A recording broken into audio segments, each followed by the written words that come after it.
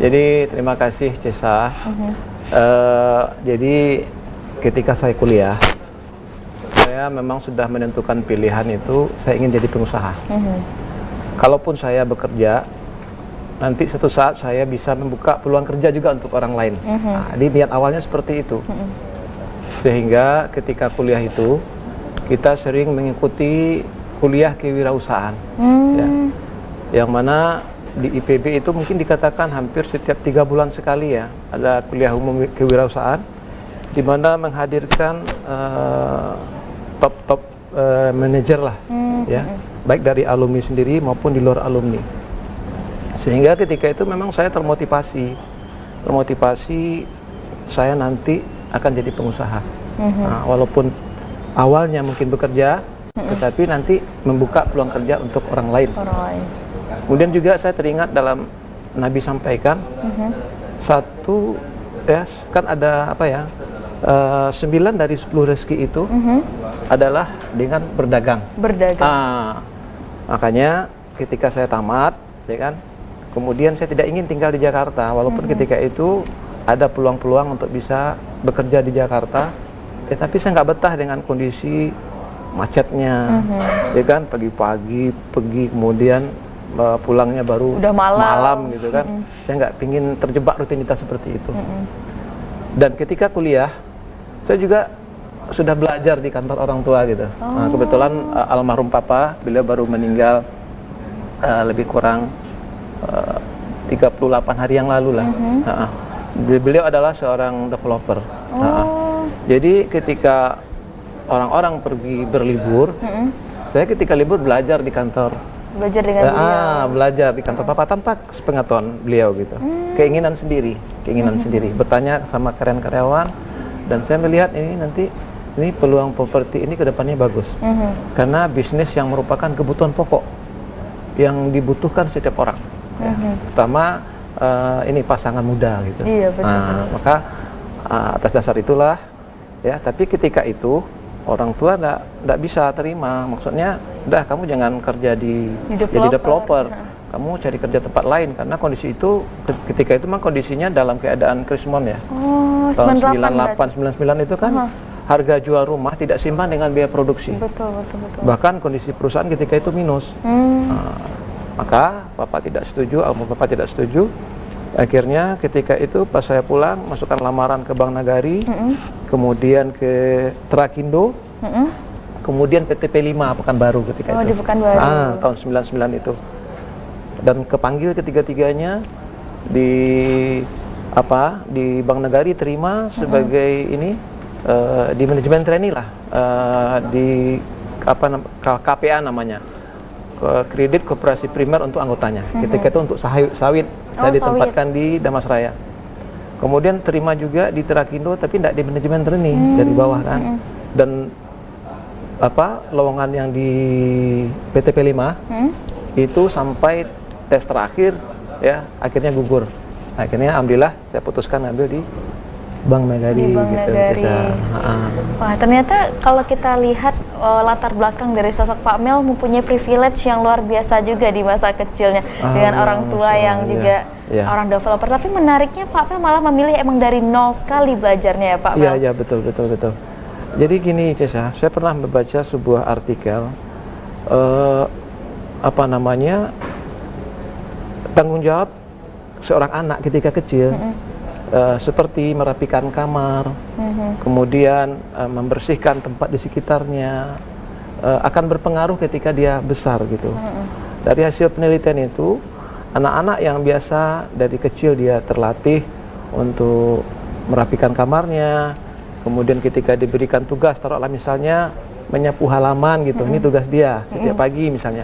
Saya dulu waktu kecil, tugas saya itu menyapu halaman teras sebelum sekolah ya, halaman teras sama halaman, sapu lidi. Nah, itu tugas saya setiap pagi. Kemudian juga karena orang tua disiplin ya dan tegas gitu kan, sehingga lingkungan itu juga terbawa ke kita gitu, sehingga ketika kita sudah besar berpengaruh gitu.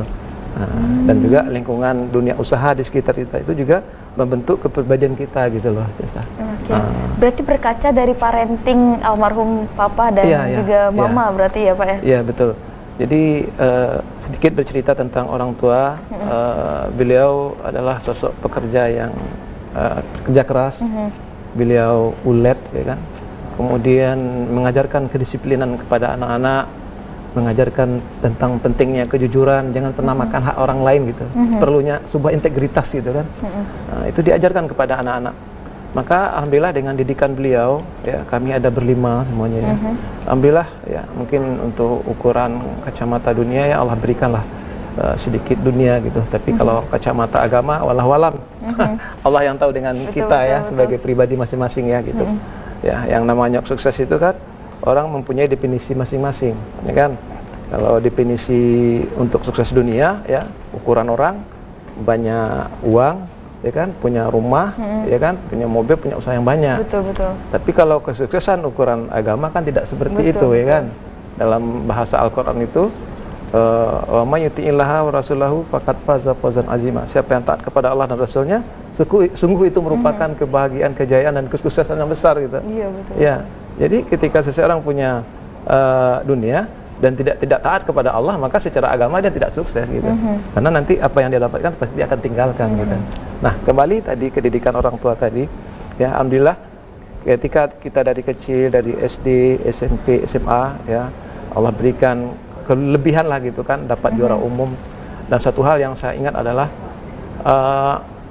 ketika kami keluar malam itu, boleh cuman malam minggu, itu pun pulang nanti jam 10. Setelah itu jam 9. Jam 9 kalau nggak pakai di apa tuh, dipukul pakai ikat pinggang. Kalau sekarang nggak ada lagi. Sekarang nggak ada lagi. Itu yang menarik gitu. Itu yang dapat kita ambil dari. Kemudian mama juga jualan kecil-kecilan, dan dari kecil saya juga udah terlatih gitu. Walaupun orang tua dalam keadaan mampu, kita ada sawah juga di kampung, ya bisa. Ini untuk pelajaran yang motivasi untuk adik-adik gitu ya. Betul. Jangan kita gengsi gitu loh. Kita harus mandiri gitu. Kita harus punya tanggung jawab ya. Ini untuk latihan kita bagaimana ke depannya. Karena seorang laki-laki nanti dia akan menafkahi, ya kan? Dia akan punya istri, kemudian punya anak. Tentu kewajibannya dia menyediakan perumahan yang layak untuk istrinya, menyediakan transportasi yang layak, pendidikan anak-anaknya, kesehatan kan gitu. Maka ini harus ditanamkan gitu kan. Maka ketika kita masih kecil-kecil itu ya tanggung jawab ini sudah terlatih gitu loh. Sudah ada gitu loh sisa itu yang. Berarti lebih mengajarkan bagaimana work life balance ya Pak ya. Iya. Di kehidupan di dunia jalan, berarti di kehidupan di akhirat juga tetap lanjut. Dan terkadang sebenarnya saat ini yang masih menjadi PR juga ya Pak ya bagi pengusaha-pengusaha atau bagi workaholic di luar sana ya. Betul, karena memang ketika kita bekerja yang kita kejar tidak hanya dunia saja ya Pak ya, tapi akhirat juga kita kejar. Kalau Bapak bagaimana nih dari pandangan mungkin dari Pak Mel untuk menyamakan dengan dunia dan akhirat, ketika mengejar dunia, akhirat juga dikejar nih, bagaimana nih Pak Mel? Jadi begini Cesa, saya dulu juga samalah seperti anak-anak muda yang lain gitu ya, punya keinginan, punya harapan, punya mimpi-mimpi gitu kan. Karena apa yang kita capai itu kan berawal dari mimpi-mimpi. Kemudian mimpi-mimpi itu kan harus kita wujudkan. Di situ ada keberanian untuk mengambil risiko, ya kan? Ada mulai langkah awal. Bukankah banyak langkah yang kita lakukan berawal dari satu langkah gitu. Kalau seandainya kita bermimpi, kemudian kita tidak berani memulai, berarti itu namanya angan-angan gitu kan. Maka saya punya keyakinan saja gitu. Mulai ketika membangun bisnis dari awal, ketika orang tua tidak setuju, akhirnya kerja di bank, ya kan. Kemudian saya tetap membuktikan, saya ditempatkan waktu itu di Damasraya ya, bisa ditempatkan di Damasraya. Teman hati saya nggak ingin gitu loh, nggak betah ya. Kita pingin berwirausaha sambil melanjutkan studi gitu, S2 gitu. Sementara fasilitas di Damasraya terbatas ketika itu. Waktu itu masih Sawalunto Sijunjung. Sehingga akhirnya saya harus ngambil keputusan. Saya balik ke Padang, orang tua ndak support, tapi mama support, ya kan? Ya, sehingga kita ndak diberi fasilitas. Saya pergi dengan angkot, ya kan? Saya belajar sendiri. Tapi saya buktikan kalau saya layak untuk bisa diberikan kepercayaan untuk menjalankan usaha gitu kan. Karena memang satu pertimbangan Papa almarhum ketika itu adalah kondisi perusahaan memang sedang minus anjlok gitu. Karena kan krismon ya, harga jual perumahan tidak sesuai lagi dengan biaya produksi, justru lebih tinggi biaya produksi gitu. Saya ingat betul waktu itu harga jual rumah cuma 6 juta lebih, rumah RSS namanya. Dulu nggak ada fondasi ya, slope aja gitu, langsung di atas tanah aja, gitu. Rumahnya kota aja, nggak ada kamar. Sementara kita bangun aja udah 12 juta. Cuman ketika itu kita masih punya lahan yang lain, maka dari itulah kita belajar, akhirnya diberikan kepercayaan melanjutkan proyek yang ada, mulai tumbuh. Kemudian ada satu lokasi waktu itu yang di daerah Lubuk Buaya, yang itu betul-betul saya mulai dari nol. Kemudian saya desain, saya rancang planningnya untuk bangun rumah komersil. Alhamdulillah begitu luar biasa antusias dari masyarakat. Disitulah titik awalnya sehingga tumbuh pesat gitu. Tumbuh pesat, berkembang. Alhamdulillah. Cuman saya berpikir kalau kita namanya orang tua orang dulu ya, dalam hal untuk berbisnis dengan anak kan tidak ada keputusan untuk seperti orang-orang sekarang ada bagi hasilnya. Nah kalau orang tua dulu kan tetap yang namanya anak tetap anak gitu. Jadi saya berpikir kalau seandainya lama-lama seperti ini nggak mungkin nih, saya harus buka sendiri. Maka saya minta izin buka sendiri. Alhamdulillah 2004 saya buka usaha sendiri, bergerak di bidang yang sama, tetap saya jalankan perusahaan orang tua sampai 2010. Alhamdulillah bisa berkembang. Sampai sekarang ada beberapa perusahaan juga ada bergerak di hotel ya. Kemudian ada juga guest house ya, butik ya. Itu. Nah, tentu artinya alhamdulillah sekarang Allah berikan ya, Allah berikan. Kalau seandainya memang kita kejar dunia saja, ya, akhirat tidak mungkin akan mengikut. Tapi kalau kita kerja akhirat, dunia pasti ngikut kepada kita. Ini sudah janji Allah, intan surullah yansurkum wa yasakbit aqdamakum. Apabila engkau tolong agama Allah, Allah pasti akan menolongmu.